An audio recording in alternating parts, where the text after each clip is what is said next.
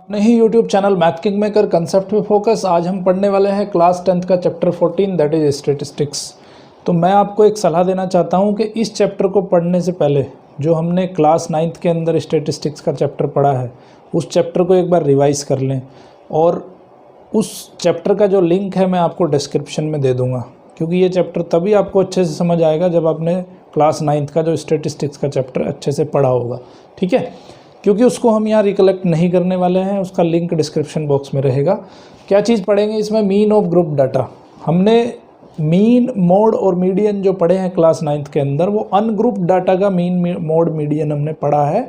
तो यहाँ बेसिकली वहाँ 9th के और 10th के जो ये चैप्टर है उसमें डिफरेंस सिर्फ इतना ही है कि वहाँ पे आपने अनग्रुप्ड डाटा का मोड, मीडियन एंड मीन पढ़ा है। यहाँ पे आप क्या पढ़ोगे? यहाँ पे ग्रुप्ड डाटा का मोड, मीडियन एंड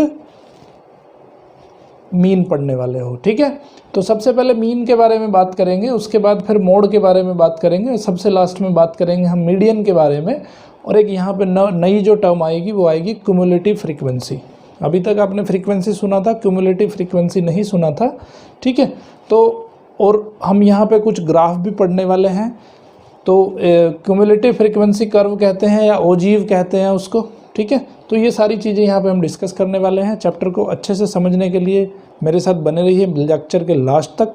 ठीक है, तो सबसे पहले हम जो डिस्कस करने वाले हैं, डेटा आपको डायरेक्ट मेथड, देखो मीन सबसे पहले हमें फाइंड करना है। सबसे पहले जो हम पढ़ेंगे वो मीन के बारे में पढ़ेंगे। ठीक है, तो मीन में अगर हमें अनग्रुप्ड डाटा दिया होता है तो उसमें क्या करते हैं हम, सब जितना भी डाटा है उसको ऐड कर देते हैं, उसको डिवाइड कर देते हैं किससे?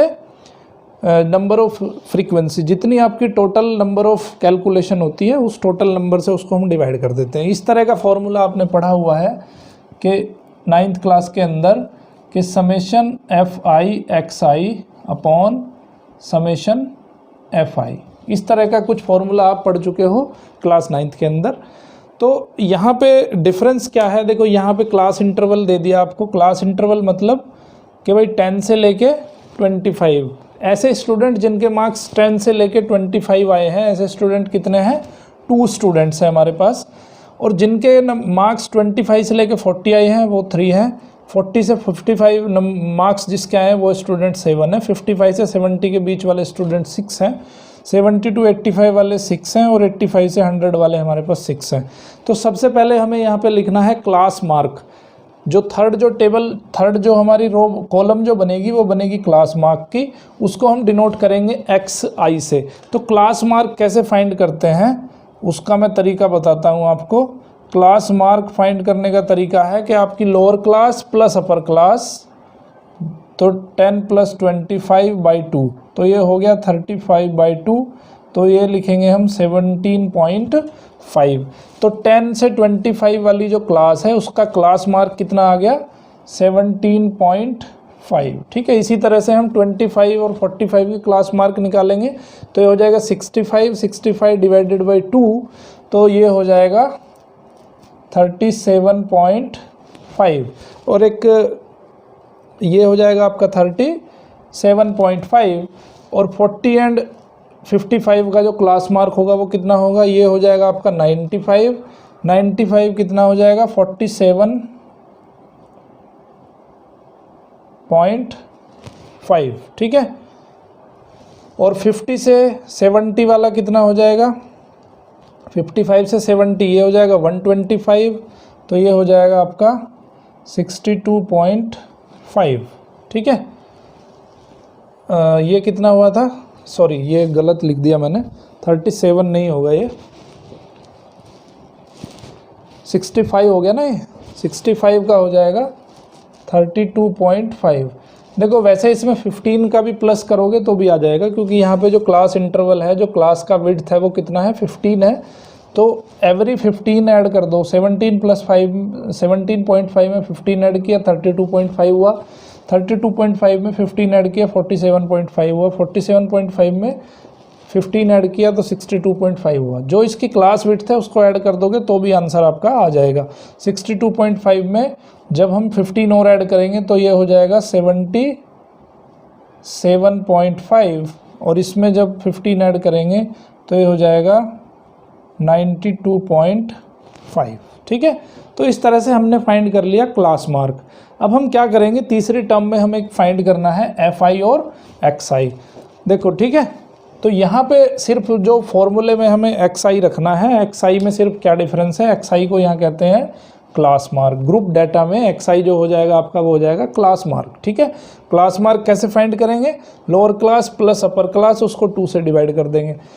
तो यहाँ पे FI XI लिखो, FI XI 7.5 का जब 2 में मल्टीप्लाई करेंगे तो ये हो जाएगा 35। ठीक है, और जब इसका मल्टीप्लाई इसमें करेंगे, मैं डायरेक्टली लिख देता हूँ, कैलकुलेशन का झंझट ही नहीं रहे, 97.5 और ये हो जाएगा 332.5, ये हो जाएगा आपका 375.0 और ये हो जाएगा 465, ये हो जाएगा 555। ठीक है, तो अभी हमें क्या करना है, हमें समेशन ऑफ FI XI निकालना है। ठीक है, तो उसके बाद क्या करते हैं, हम यहाँ पे टोटल करते हैं। तो टोटल में नंबर ऑफ स्टूडेंट जो आपका समेशन FI है वो कितना आ जाएगा, इन सबको ऐड कर लोगे, 2 + 3 5, 5 + 7 12, 12 + 12 ये हो गया आपका 24। ठीक है, उसके बाद में इसको ज़रूरत नहीं है हमें ऐड करने की, हमें क्योंकि चाहिए समेशन ऑफ FI XI, इसको ऐड कर लो तो ये हो जाएगा समेशन ऑफ FI XI। तो इसकी वैल्यू आ गई, इसको सबको ऐड किया तो इसकी वैल्यू आ गई आपकी, अच्छा 7 छूट गया इसमें, 766 3 बार है, 237। ओके, तो FI XI कितना आ गया, FI XI आ गया आपका 1860। ठीक है, और ये भी गड़बड़ हो गई, 2 3 5 5 7 12 12 + 18 हो जाएगा आपका 30। तो ये समेशन FI जो है आ जाएगा कितना, 30। ठीक है, समेशन FI हो गया 30। अब उसको उस फॉर्मूले में रख दो, तो x बार की वैल्यू या इसको मीन कह दो, x जो इस टेबल का जो मीन होगा वो किसके बराबर आएगा, 1860 डिवाइडेड बाय 30। ठीक है, 0 से 0 कैंसिल हो जाएगी तो ये आ जाएगा यहाँ पे 62। ओके, तो ये जो मेथड हमने यहाँ पे पढ़ा है, इस मेथड को कहते हैं हम डायरेक्ट मेथड। ठीक है, अब हम एक दूसरा मेथड पढ़ने वाले हैं, दूसरा मेथड पढ़ेंगे एज्यूम्ड मीन मेथड। ओके, तो एज्यूम्ड मीन मेथड में क्या है, थोड़ा सा आगे एडवांस वर्जन है ये। ठीक है, तो पहला मेथड जो हमने सीखा उसको डायरेक्ट मेथड कहते हैं, इस मेथड को हम कहते हैं एज्यूम्ड मीन मेथड। तो एज्यूम्ड मीन मेथड में क्या है कि जो हमारा मीन है, मीडियन, जो हमारी जो बीच वाला जो क्लास मार्क है, हम उसको देखते हैं कि उसमें कितना डेविएशन है। ठीक है, जो XI की वैल्यू है, देखो इसमें सबसे पहले हम क्या करेंगे, एक मिडिल टर्म मान लेंगे। तो मिडिल टर्म जो आपको कंसिडर करना है, देखो अब यहाँ पे कितने नंबर ऑफ टर्म्स हैं, 1 2 3 4 5 6 जो है यहाँ पे टर्म है, XI 6 हैं। तो 6 में अब ये इवन नंबर हो गया, तो इवन नंबर हो गया तो अब यहाँ पे कन्फ्यूजन है क्योंकि 2 यहाँ पे मिडिल टर्म हो जाएंगी। तो हमें मिडिल टर्म जो कंसिडर करनी है वो ऊपर वाली मिडिल टर्म कंसिडर करनी है, ना कि ये 62.5। ये चीज़ आपको ध्यान रखनी है। अगर ये नंबर ऑफ टर्म्स जो है 7 होती तो उसमें तो बीच वाली टर्म कौन सी आ जाती, आपकी 4 आ जाती, तो उसमें कोई कन्फ्यूजन नहीं था। लेकिन अगर इवन नंबर ऑफ टर्म्स आती हैं तो हम जो है जो बीच में 2 नंबर होते हैं, उन बीच वाले नंबर में जो पहला नंबर होता है उसको हम कंसिडर करते हैं A। ठीक है, तो डेविएशन कैसे निकालोगे आप, डेविएशन जो निकालोगे वो निकालोगे XI minus A। XI minus A कर दो तो यहाँ पे 75 माइनस 47.5 करना है, तो कितना बचेगा, माइनस का 30 बचेगा, है ना, ये बच जाएगा माइनस का 30।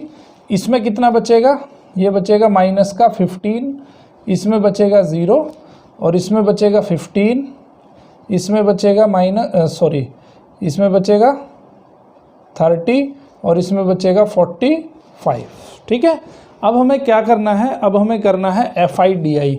FI/DI निकाल लो, तो FI/DI का मल्टीप्लाई करेंगे तो कितना बचेगा, -60, 3 का और -15 का मल्टीप्लाई -45, 7 और 0 0 आ जाएगा, 5 और ये आ जाएगा आपका 90, 3 और 60 जो है ये हो जाएगा 180, 6 और 45 हो जाएगा आपका 270। ठीक है, अब हम यहाँ पे FI/DI निकाल लेंगे। देखो इसमें कुछ प्लस है और कुछ माइनस है, तो जब सबको ऐड करेंगे तो ये हमें ध्यान रखना है कि प्लस माइनस का भी यहाँ पे ध्यान रखना है। ठीक है, तो जब सबको ऐड करेंगे तो ऐड करने के बाद जो वैल्यू आएगी वो आएगी 435। कितनी आएगी? 435। ठीक है, अब देखो यहाँ पे हम एक फॉर्मूला डिराइव करेंगे कि अगर हमने डेविएशन लिया है तो डेविएशन लेने से जो फॉर्मूला नया हमारा बनेगा, देखो हमने डेविएशन का मीन अगर निकालेंगे, हम मीन कैसे निकालते हैं? फ्रीक्वेंसी में उस वैल्यू का मल्टीप्लाई करके सबको ऐड करके और फ्रीक्वेंसी से डिवाइड कर देते हैं, है ना। तो अब यहाँ पे जो डेविएशन है, डेविएशन को मैंने क्या लिखा है? XI माइनस ए।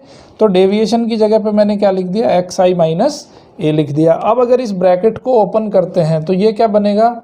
समेशन FI XI, और मैं ये नीचे लिख देता हूँ समेशन FI माइनस ए बचेगा।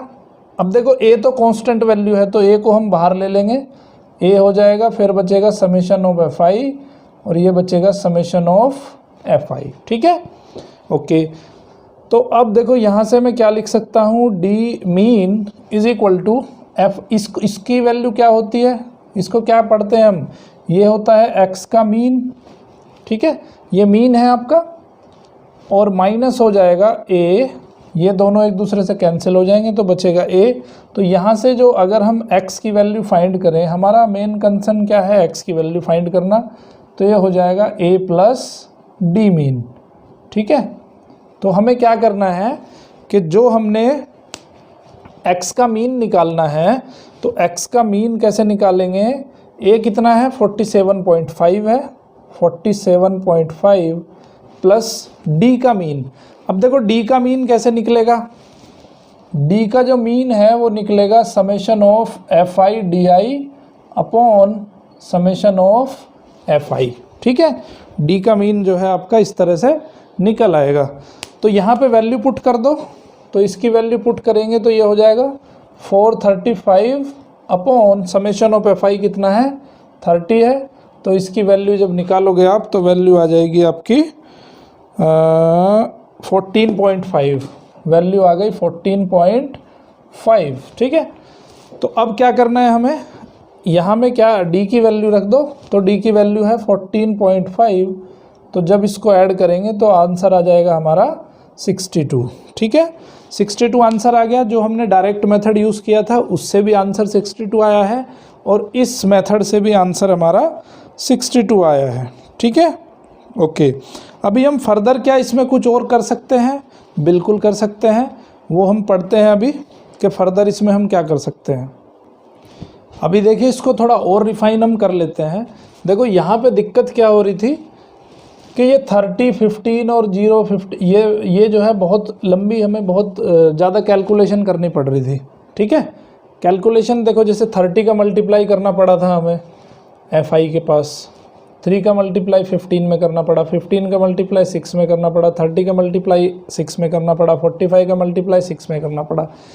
तो एक चीज़ हमने यहाँ कॉमन क्या देखी कि देखो ये सारे के सारे जो नंबर आपने यहाँ पे देखे हैं, सारा के सारा जो DI देखा है, ये DI में एक चीज़ कॉमन आपको नज़र आ रही है कि इसमें जो है it is a multiple of what? जो क्लास का जो साइज़ है, क्लास का जो विड्थ है, उसका मल्टीपल है ये। ठीक है, तो अगर हम इसको क्लास के साइज से डिवाइड कर दें तो हमारी कैलकुलेशन और आसान हो सकती है। ठीक है, तो हमने क्या किया है, अगली जो टर्म ली है UI को हमने इस तरह लिया है कि XI माइनस ए अपॉन H। H क्या है? इसकी क्लास साइज़ है ना, हमने 9th में भी पढ़ा था। H जो है वो क्या कहते हैं? उसको क्लास साइज़ कहते हैं। तो अगर हम इसको H से डिवाइड कर देते हैं, H क्या है मैं यहाँ लिख देता हूँ, H is equal to class size. ठीक है, और वो कितना है यहाँ पे? 15 है। 10 से लेके 25 कितना है क्लास साइज़? 15। 25 से लेके 40 कितना क्लास साइज़ है? 15 क्लास साइज़ है। तो अगर हम इसको 15 से डिवाइड कर देते हैं तो 15 से डिवाइड करने के बाद ये क्या बनता है? ये बनेगा आपका -2, ये बनेगा -1, ये बनेगा 0, ये बनेगा 1, ये बनेगा 2, ये बनेगा 3। तो अब देखिए हमें कैलकुलेशन बहुत आसान हो जाती है। कैसे आसान हो जाती है कि fi और ui का मल्टीप्लाई करना है तो 2 इंटू -2 हो जाएगा आपका -4, 3 इंटू -1 हो जाएगा -3, 7 इंटू 0 हो जाएगा 0, 6 इंटू 1 हो जाएगा 6, 6 इंटू 2 हो जाएगा 12 और 6 इंटू 3 हो जाएगा 18। ठीक है, तो अब हम यहाँ क्या करेंगे, u का मीन फाइंड कर लेंगे। u का मीन कैसे फाइंड करोगे, समेशन ऑफ fi ui कितना आ गया, इसको ऐड कर लेंगे। तो ऐड करोगे, कुछ प्लस है कुछ माइनस है, -7 है और प्लस है आपका 36, तो बचेगा कितना 29 बचेगा। ठीक है, तो बचेगा आपका 29। समझ गए बात। अब हम क्या करेंगे, अब हम summation mean u mean find कर लेंगे। तो अब यहाँ से हम एक नया फॉर्मूला और जनरेट करेंगे। कैसे जनरेट करेंगे उसको थोड़ा देख लो। मैंने यहाँ पे लिखा है कि u का मीन होगा fi ui अपॉन fi। तो अब इसको क्या करते हैं, ui की वैल्यू को लिख लेते हैं। तो ui क्या है आपका यहाँ से xi minus a upon h upon summation of fi। ठीक है, इसको मैं लिख लेता हूँ, इसको अंदर मल्टीप्लाई करेंगे तो ये हो जाएगा summation of fi xi upon h common है, h जो है कांस्टेंट है तो h को हम नीचे लेके जा सकते हैं, अपॉन समेशन ऑफ fi और यहाँ पे लिखेंगे 1 अपॉन h। ठीक है, क्योंकि h ये नीचे में है, या इसको ऐसे भी लिख सकते हैं हम, ब्रैकेट से बाहर ही निकाल लिया हमने h को। तो ये अंदर क्या हो जाएगा, माइनस समेशन ऑफ a आया पहले तो, और ये हो जाएगा summation of fi upon summation of fi। ठीक है, तो यहाँ पे जो वैल्यू बन गई आपकी 1 अपॉन h, ये क्या है u चला आ रहा है, u का मीन। तो ये क्या होता है, ये x होता है, x का mean, x mean minus a into a बचेगा यहाँ पे, बाकी सब कैंसिल हो जाएगा, h की मल्टीप्लाई इधर हो जाएगी। तो ये हो जाएगा u mean h into u mean is equal to x minus a। तो मैं इसको लिख सकता हूँ, x की वैल्यू हमें फाइंड करनी है, x मीन। तो ये हो जाएगा HU प्लस a। ठीक है, तो इस तरह से यहाँ पे हम जो है क्या कर सकते हैं, यहाँ पे हम मीन फाइंड कर सकते हैं। तो वैल्यू पुट कर दो, तो x mean is equal to हो जाएगा, h की वैल्यू कितनी है 15 है, और u मीन कितना आ गया। u मीन कैसे फाइंड करोगे, देखो इसको अगर हम समेशन इससे डिवाइड कर दें, 29 को अगर 30 से डिवाइड कर दें तो u मीन आ जाएगा, है ना। तो u मीन यहाँ पे जो आया है वो कितना है, मैं लिख देता हूँ डायरेक्टली, कैलकुलेशन आसान हो जाएगी। तो ये है आपका 29 अपॉन 30, u मीन है आपका 29 अपॉन 30। ठीक है, और प्लस a की वैल्यू वही है, कौन सी 47.5। ठीक है, 15 से ये कैंसिल हो गया, 2 आया यहाँ पे, तो ये हो गया 29/2 प्लस 47.5। तो ये बचेगा 14.5 प्लस 47.5। अगेन ये सब ऐड करोगे तो आ जाएगा कितना 62। ठीक है, जो अभी तक हमने 3 मेथड पढ़े हैं, उन 3 के 3 मेथड से ये कैलकुलेशन कितनी आ रही है 62 आ रही है। ठीक है, तो आप एग्ज़ाम में किसी भी मेथड से कर सकते हो, ऐसा कोई ज़रूरी नहीं है कि आप डायरेक्ट मेथड से करो या ये जो एज्यूम्ड मीन मेथड से करो। इस मेथड का नाम जो है वो है स्टेप डेविएशन मेथड। ठीक है, इस मेथड का नाम है step deviation method, step deviation method. ठीक है, तो आपको अगर देखो एग्ज़ाम में अगर स्पेशली उसको क्लासिफाई करके दिया है कि भाई आपको मीन निकालना है स्टेप डेविएशन मेथड से, तो ये वाला मेथड यूज़ करना पड़ेगा। अगर कह रहा है कि एज्यूम्ड मीन मेथड से यूज़ करके निकालो, तो आपको जो इससे पहले जो एग्जांपल किया था मैंने उसकी तरह से आपको सोल्व करना पड़ेगा। डायरेक्ट मेथड है तो डायरेक्ट मेथड से सोल्व कर दो। लेकिन अगर एग्ज़ाम में कुछ नहीं आ रहा, एग्ज़ाम में सिर्फ ये लिखा है कि भाई ये टेबल है, इसका मीन फाइंड करना है आपको, तो फिर आप किसी भी मेथड को अप्लाई करके कर सकते हो, जो भी आपको अच्छा लगे। मैंने तीनों मेथड आपको बता दिए हैं, ठीक है। ओके, इसी तरह से आपको क्या करना है, देखो एग्जाम्पल नंबर 1 को मैंने आपको कई तरीक़ों से तीनों के तीनों मेथड से करके मैंने आपको दिखा दिया है, ठीक है। अब एग्जाम्पल नंबर 2, एग्जाम्पल नंबर 3 मैं आपको करके दिखा देता हूँ, ठीक है। 2 इजीली हो जाएगा बहुत आसानी से, कि तीनों मेथड से करके आप देख लेना, तो इससे क्या है कि आपको प्रैक्टिस हो जाएगी तीनों मेथड की। तो अभी जो हम करने वाले हैं वो करने वाले हैं हम एग्जाम्पल नंबर 3। ओके, तो ये है आपका एग्जाम्पल नंबर 3। अब ये एग्जाम्पल नंबर 3 मैंने क्यों लिया, देखो अभी तक जो हमने एग्जाम्पल डिस्कस किया है उसमें क्लास का जो इंटरवल था, क्लास का जो साइज़ था वो बिल्कुल फिक्स था, जैसे 15 था उसका क्लास साइज़। बट यहाँ पे क्या देख रहे हो, आपके क्लास साइज़ डिफरेंट हो गया है।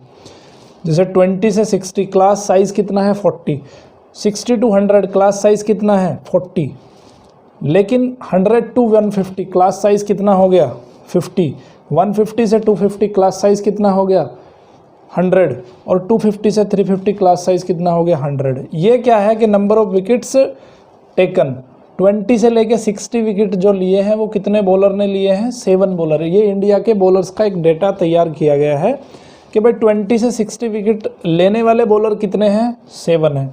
60 से 100 विकेट लेने वाले बॉलर कितने हैं, 5 हैं। 100 से 150 लेने वाले बॉलर कितने हैं, 16 हैं। 150 से 250 विकेट्स जिन बॉलर्स ने लिए हैं, ऐसे बॉलर की संख्या कितनी है, 12 है। 250 से 350 वाले बॉलर 2 हैं, और 350 से 450 वाले बॉलर 3 हैं। तो हमें इसका मीन फाइंड करना है कि भाई इंडिया में एवरेज कितने ऐसे बॉलर हैं जिन्होंने कितने नंबर ऑफ विकेट लिए हैं, ऐसे बॉलर का हमें नंबर फाइंड करना है, ठीक है। ओके, तो सबसे पहले हमने क्या किया, XI फाइंड किया। XI फाइंड करते कैसे हैं, जो क्लास का जो क्लास मार्क है, तो इसको ऐड करके 2 से डिवाइड कर देते हैं। 20 + 60 हो गया 80, 80 को 2 से डिवाइड करा 40 आ गया। 60 + 100 को 2 से डिवाइड करा तो वो आ गया 80। तो ये समझ के क्लास मार्क लिख दिया मैंने डायरेक्टली XI। अब हमें क्या फाइंड करना है, अब हमें फाइंड करना है DI। तो DI, अब देखो यहाँ पे क्या इंपॉर्टेंट चीज़ है, XI जो हम A की वैल्यू जो कंसिडर करते हैं, A की वैल्यू कंसिडर इस तरह से करते हैं कि लगभग A इस डाटा का जो है मिडिल टर्म पढ़ती हो, ठीक है। डाटा के लगभग बीच में वो आना चाहिए। तो अभी देखो यहाँ पे क्या मैंने आपको बताया था कि जैसे यहाँ पे 6 जो है डाटा दिया है, 1 2 3 4 5 6, तो यहाँ पे क्या है कि 2 टर्म, इन 2 टर्म को हम कंसिडर कर सकते हैं। लेकिन अब यहाँ पे मैंने आपको क्या बताया था कि ऊपर वाली टर्म को हमें कंसिडर करना है। लेकिन अगर ऊपर वाली टर्म को हम कंसिडर कर लेते हैं तो उससे दिक्कत क्या होने वाली है कि देखो टोटल यहाँ पे कितना है, मैक्सिमम 40 है। तो जो यहाँ पे A की वैल्यू होनी चाहिए वो 40 का हाफ के आसपास कहीं पे होनी चाहिए। तो 40 का हाफ कितना होता है, 200। तो ये 125 जो है वो 200 से बहुत दूर चला जाता है, और 200 एग्जैक्टली जो है इसके हाफ में आ जाता है, ठीक है। तो इसलिए क्या करेंगे हम, ओनली जो है कंसिडर होगी वैल्यू 200। तो A की वैल्यू जो कंसिडर करेंगे वो किसको कंसिडर करेंगे, 200 को कंसिडर करेंगे हम A। तो ये इसीलिए मैंने आपको इस एग्जांपल को समझाना ज़रूरी समझा, क्योंकि यहाँ पे A की जो वैल्यू है वो नीचे वाली वैल्यू ली है, ठीक है। तो उसके पीछे का लॉजिक यही है कि जो टोटल फ्रीक्वेंसी, जो सबसे फारदेस्ट फ्रीक्वेंसी होती है, जो सबसे बड़ा जो XI की वैल्यू होती है, उसके लगभग मिडिल में हमें A की वैल्यू कंसिडर करनी होती है, ठीक है। तो अब यहाँ पे XI - A करो तो 40 - 200 हो जाएगा -160, 200 - 80, 80 - 200 हो जाएगा -120, और 125 माइनस तो ये हो जाएगा 75, और 300 - 200 हो जाएगा, सॉरी ये तो आ जाएगा 0, 200 - 200 0 हो जाएगा, 300 - 200 हो जाएगा 100, और 400 - 200 हो जाएगा 200, ठीक है। अब देखो हमें क्या करना है कि UI की वैल्यू फाइंड करनी है। तो UI क्या होता है, DI अपॉन क्लास का साइज़, है ना। अब देखो क्लास का साइज़ यहाँ पे फिक्स नहीं है हमारे पास, तो क्लास का साइज़ भी हमें अपने विवेक से लेना है, अपनी बुद्धि से लेना है, ठीक है। तो क्लास का साइज़ का मतलब क्या है, किस नंबर से हम डिवाइड, देखो इसको डिवाइड करने का पर्पज़ सिर्फ इतना है कि हमारी कैलकुलेशन सिंपल हो जाए, हमारी कैलकुलेशन ईजी हो जाए। बड़े बड़े नंबर से हमें मल्टीप्लाई ना करना पड़े, बड़े बड़े नंबर से हमें मल्टीप्लाई ना करके छोटा सा एक नंबर बना देते हैं। तो हम अपने हिसाब से यहाँ पे h की वैल्यू ले सकते हैं, लेकिन h की वैल्यू ऐसी लेनी है जो इनको जो है सबको डिवाइड करने वाला एक नंबर ले लेते हैं। तो अगर हम देखो 20 से इसको डिवाइड करते हैं तो 20 से ये भी डिवाइड हो जाएगा, ये भी डिवाइड हो जाएगा, ये डिवाइड होगा लेकिन पॉइंट में वैल्यू आएगी, ये भी डिवाइड हो जाएगा, ये भी डिवाइड हो जाएगा। तो हमारी कोशिश जो होनी चाहिए वो ऐसी होनी चाहिए कि ये जो नंबर हैं मैक्सिमम ऐसा नंबर ले लो जो इन सबको डिवाइड कर सकता हो, ठीक है। तो ऐसा नंबर हमने देखा कि 20 है, तो 20 से हम इसको डिवाइड कर देते हैं। ये आ जाएगा -8, ये आ जाएगा -6, ये आ जाएगा 3.75 और ये आ जाएगा आपका 0, ये आ जाएगा 5, ये आ जाएगा 10, ठीक है। अब UI और FI निकाल लो, UI FI निकाल लो, 7 8 -56, ठीक है। आगे तो आप कर ही लोगे इस क्वेश्चन को, इसको मैं आगे नहीं कर रहा हूँ, सिर्फ मैंने दो चीज़ों के लिए आपको ये क्वेश्चन समझाया है कि भाई A की वैल्यू क्या होनी चाहिए और H की वैल्यू क्या होनी चाहिए, ठीक है। बाकी आगे तो आपको क्वेश्चन जो फॉर्मूला है, फॉर्मूले के हिसाब से कर लोगे, इसका मीन हमें फाइंड हो जाएगा, ठीक है। तो ये हुई आपकी मीन की बातें। एक्सरसाइज 14.1 इन्हीं कंसेप्ट पे आधारित है। 14.1 पूरी एक्सरसाइज करनी है। अगर कोई आपको दिक्कत आती है, कोई प्रॉब्लम आती है, कुछ आपके डाउट्स हैं तो कमेंट बॉक्स में जाके मुझे ज़रूर कमेंट करिएगा, ठीक है। 14.2 एक्सरसाइज करने के बाद में अब जो नंबर आता है वो आता है आपका मोड का। ओके, तो हम बात कर रहे थे मोड के बारे में। मोड आपने क्या पढ़ा है क्लास 9th के अंदर? मोड उसे बोलते हैं जिसकी फ्रीक्वेंसी सबसे ज़्यादा होती है, जिस डाटा की फ्रीक्वेंसी सबसे ज़्यादा होती है उसको क्या कहते हैं हम? मोड कहते हैं। तो यहाँ पे देखो हमने एक एग्जाम्पल लिया है, इसका एग्जाम्पल का नंबर है एग्जाम्पल नंबर 5, ठीक है।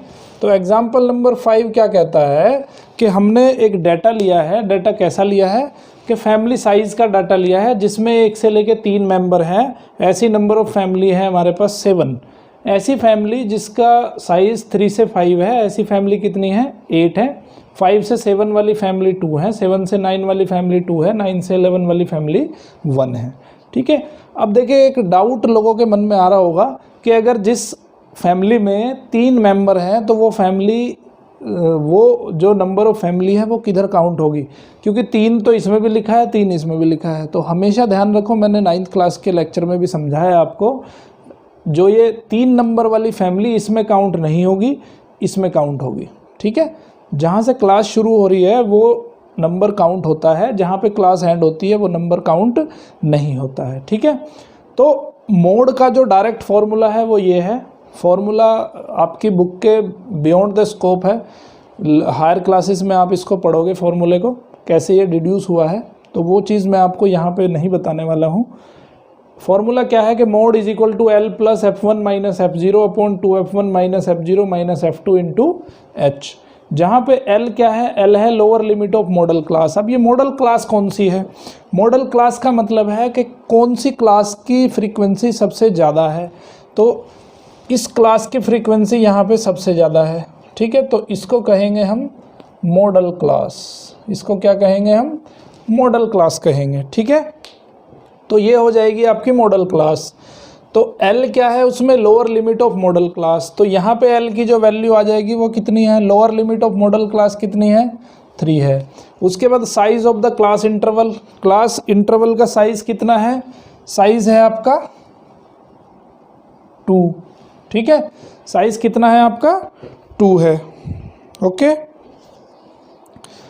तो और क्या है इसमें? F0। F0 क्या है? Frequency of the class preceding the modal class. जो मॉडल क्लास से पहली वाली क्लास की फ्रीक्वेंसी है F0। तो F0 कितनी आ जाएगी? 7 आ जाएगी। तो F0 यहाँ पे आ जाएगी 7। और F1 क्या है? Frequency of the modal class. Model class की फ्रीक्वेंसी F1 है, तो ये F1 कितनी है? 8 है। और F2 क्या है, frequency of the class succeeding the modal class. तो मॉडल क्लास के बाद वाली जो फ्रीक्वेंसी है वो कितनी है, 2 है, तो ये हो जाएगा F2। ठीक है, इसको बस उठा के उस फॉर्मूले के अंदर डाल देना है। तो मोड जो हो जाएगा वो हो जाएगा L मतलब 3 प्लस F1 माइनस F0 यानी कि 8 माइनस 7 अपॉन 2F1 मतलब 16 माइनस F0 मतलब 7 माइनस F2 मतलब 2 इंटू H कितना है भाई, H है यहाँ पे 2। इन सबको सोल्व कर लो, 3 प्लस 1 बाई ये आ जाएगा 16 माइनस 9, 16 माइनस 9 कितना हो जाएगा, 7 हो जाएगा। और यहाँ पे 2 लिख दो आप, 2 से मल्टीप्लाई हो गया। ठीक है, इस सब को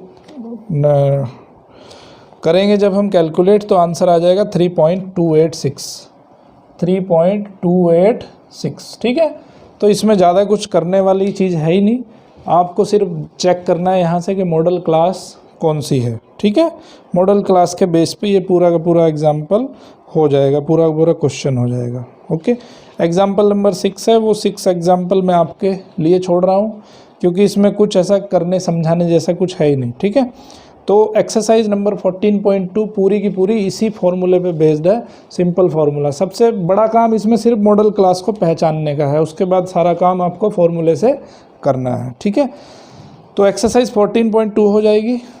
कोई डाउट आते हैं तो कमेंट बॉक्स में जाके कमेंट करें, पूछें मुझे कि सर ये प्रॉब्लम है या इस क्वेश्चन में मुझे दिक्कत है, तो आपके डाउट को जो है क्लियर किया जाएगा। उसके बाद जो हम नेक्स्ट जो टॉपिक पढ़ने वाले हैं वो पढ़ने वाले हैं मीडियन। मीडियन हमने पढ़ा है ऑलरेडी, जो अनग्रुप्ड डाटा है उस डाटा का मीडियन कैसे फाइंड करते हैं वो हम पढ़ चुके हैं। तो आज जो हम पढ़ने वाले हैं वो पढ़ने वाले हैं कि ग्रुप्ड डाटा का मीडियन कैसे फाइंड करते हैं।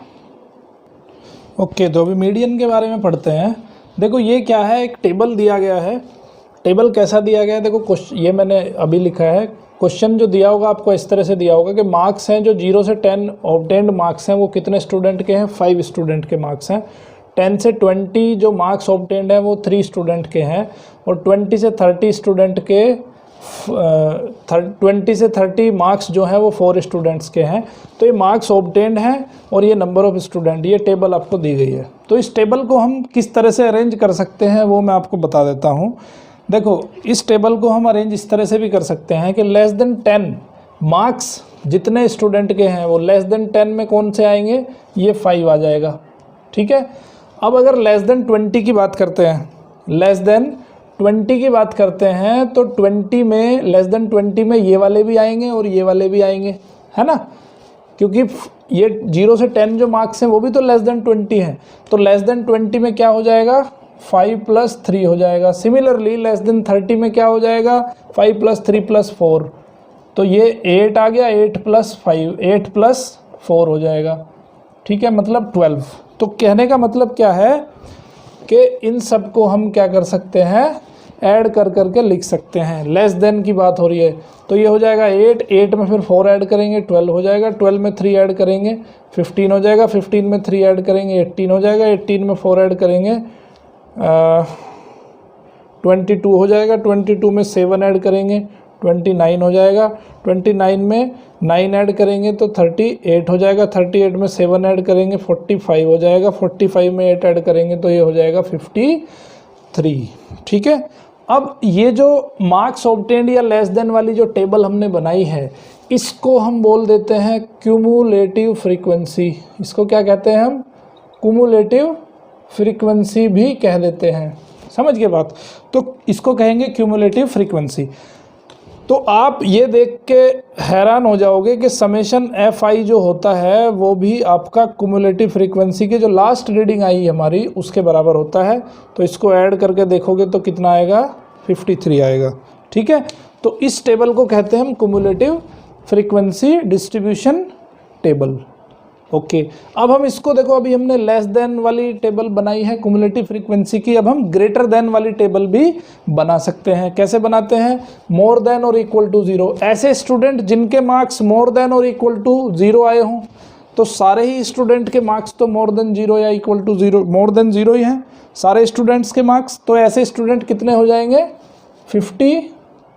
3 हो जाएंगे। समझ में आई बात। अब वो स्टूडेंट जिनके मार्क्स मोर देन 10 हैं, मोर देन 10 वाले कौन से हो जाएंगे? ये सारे स्टूडेंट मोर देन 10 वाले ही हैं, है ना। तो केवल 5 उसमें से माइनस हो जाएगा, तो 5 माइनस हो जाएगा तो 53 में से 5 माइनस होगा तो कितना बचेगा? 48 बचेगा। ठीक है। अब ऐसे स्टूडेंट जिनकी मार्क्स जो है मोर देन और इक्वल टू 20 है, तो मोर देन और इक्वल टू 20 किसके मार्क्स हैं? इन स्टूडेंट्स के मार्क्स हैं। तो अब कितना हो जाएगा? 8 माइनस हो जाएगा। किस में से 8 माइनस हो जाएगा? 53 में से 8 माइनस हो जाएगा। ठीक है। तो इस तरह से हम ये टेबल को अरेंज कर सकते हैं। इसको कहते हैं more than cumulative frequency distribution table. तो यहाँ पे आ जाएगा 45। अब उसके बाद 30 वाले हैं। 30 वाले कितने होंगे? 5 + 3 + 4, ये माइनस कर देंगे कितने में से? 53 में से माइनस कर देंगे। तो 5 + 3 8, 8 + 4 12, तो 12 माइनस करेंगे हम 53 में से, तो ये हो जाएगा 41। तो इस तरह से पूरी टेबल आप ये अरेंज कर सकते हो। ठीक है।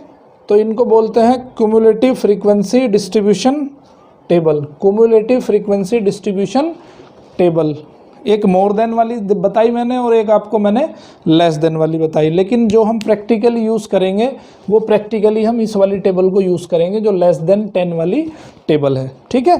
तो लेस देन 10 वाली टेबल को हम प्रैक्टिकली यूज़ करने वाले हैं। फॉर्मूला क्या है आपका मीडियन निकालने का, वो मैंने आपको राइट साइड में लिखा है। ठीक है। ओके। इस फॉर्मूले को प्रूव नहीं करेंगे यहाँ पे क्योंकि आपकी बुक के आउट ऑफ स्कोप है। तो फॉर्मूला क्या लिखा है? Median is equal to L + n/2 - CF/F × H। अब इसका मतलब समझ लेते हैं कैसे हम इसको कैलकुलेट करेंगे। n/2 क्या है? n/2 आपका कितने नंबर ऑफ ऑब्जर्वेशन लिए गए हैं? कितने नंबर ऑफ ऑब्जर्वेशन है आपके? 53 हैं। तो n/2 क्या आ जाएगा? 53/2 आ जाएगा, यानी कि 26.5 आ जाएगा। ठीक है। 26.5 आ जाएगा। अब देखो जैसे हमने मोड में निकाला था मॉडल क्लास, सिमिलरली हमें यहाँ निकालना है मीडियन क्लास। जैसे मोड में मॉडल क्लास निकाला था उसी तरह से मीडियन में मीडियन क्लास निकालेंगे।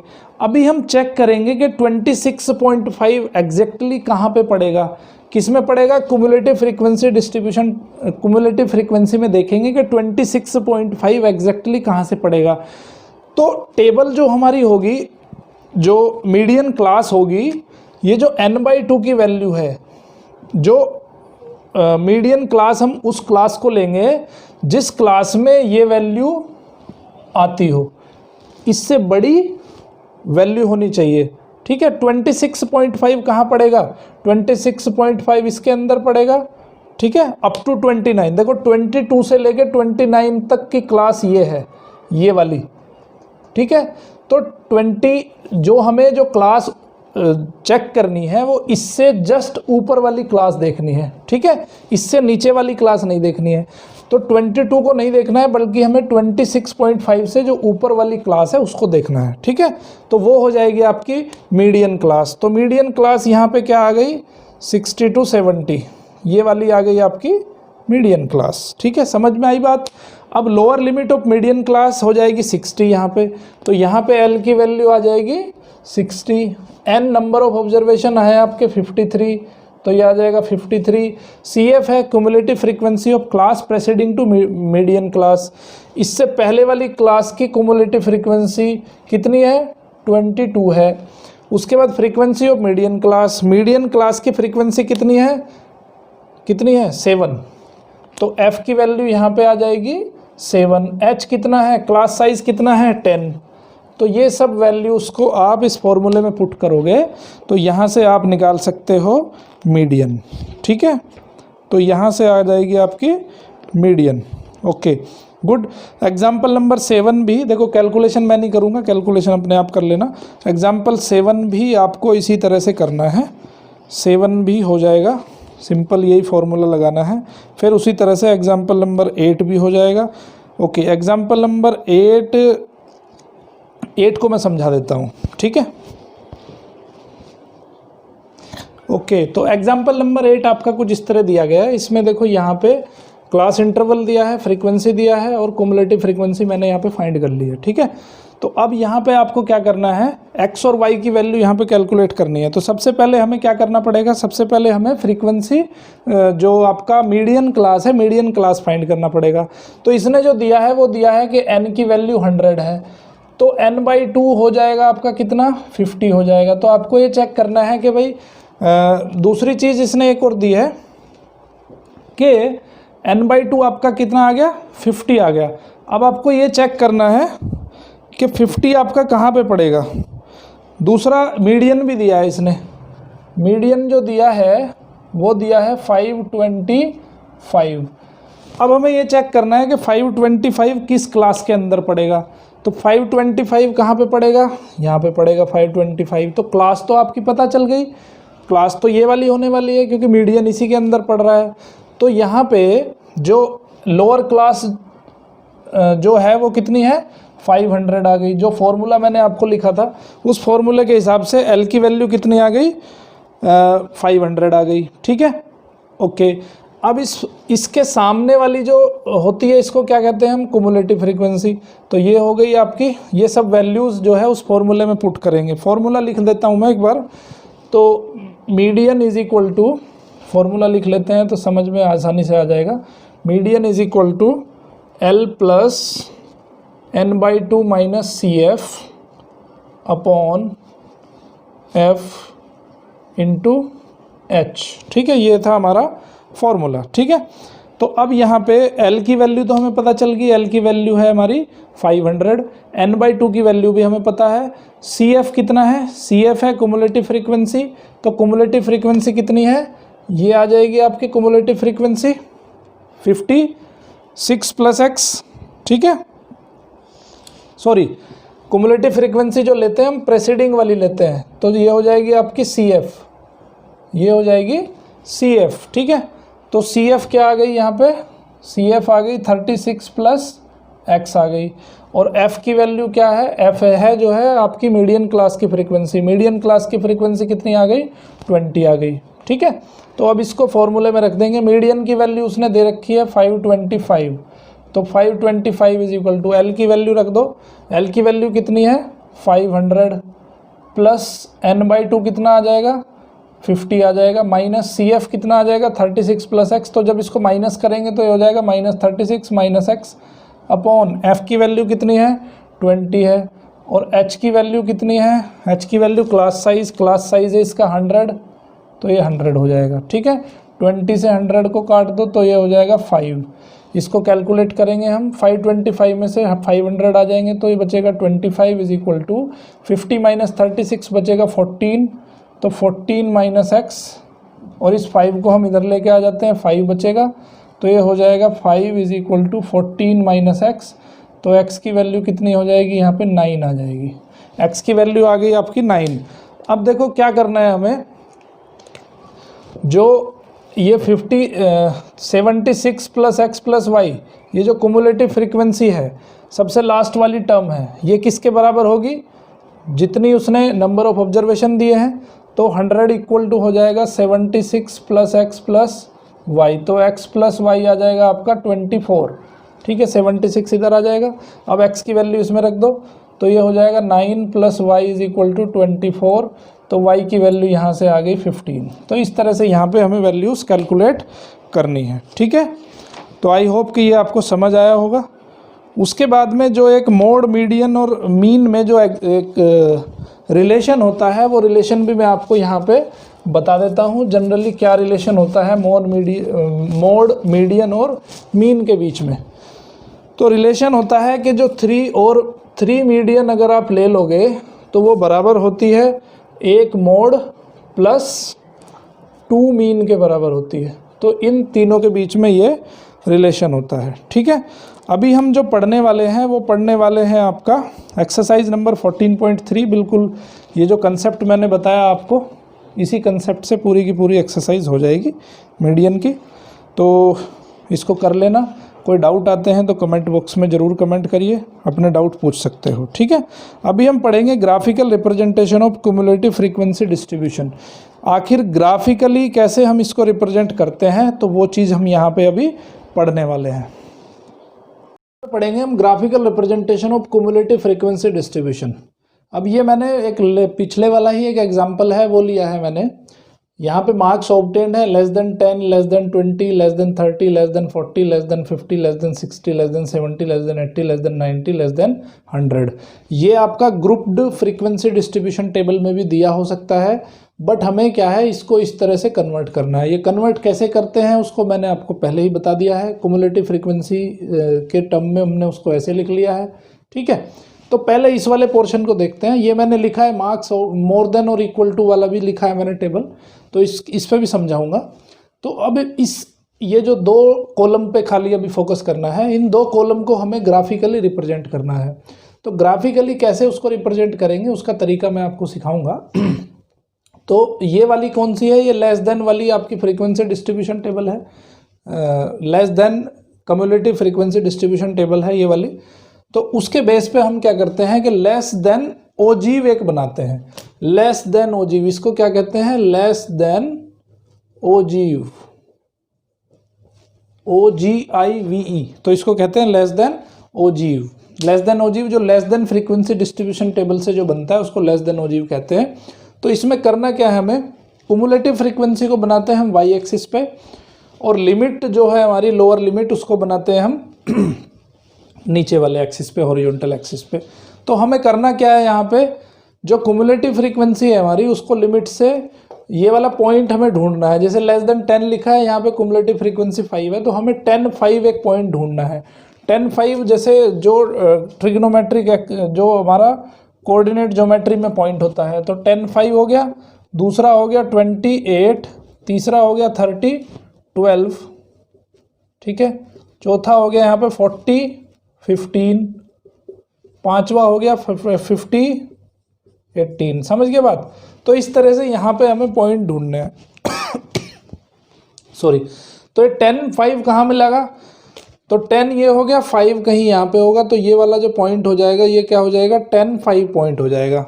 ओजीव का जो पहला पॉइंट है वो ये हो जाएगा। दूसरा पॉइंट है आपका 28, तो 20 यहाँ पे है और 8 कहीं यहाँ पे होगा, तो ये हो जाएगा आपका 28, सही है।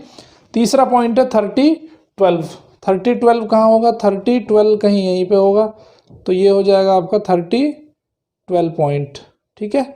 चौथा पॉइंट कहाँ है, 40-15, 40-15, 15 कहीं यहाँ पे होगा, तो ये हो जाएगा आपका 40-15 पॉइंट। उसके बाद 50-18, 50 ये है और 18 कहीं यहाँ पे है, तो ये कहीं पॉइंट जो है इस तरह हो जाएगा आपका यहाँ पे, इस तरह ये जो है 18 हो जाएगा। उसके बाद क्या है 60-22, 60 यहाँ पे है, 22 कहीं यहाँ पे होगा, तो ये इस तरह से ये पॉइंट हो जाएगा आपका 22।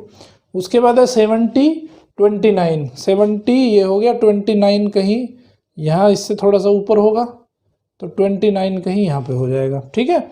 और 80-38, 80 ये है, 38 कहीं यहाँ पे हो जाएगा, तो ये हो जाएगा 80-38। उसके बाद है 90-45, 90 ये है, 45 कहीं यहाँ पे हो जाएगा, तो ये हो जाएगा 90-45।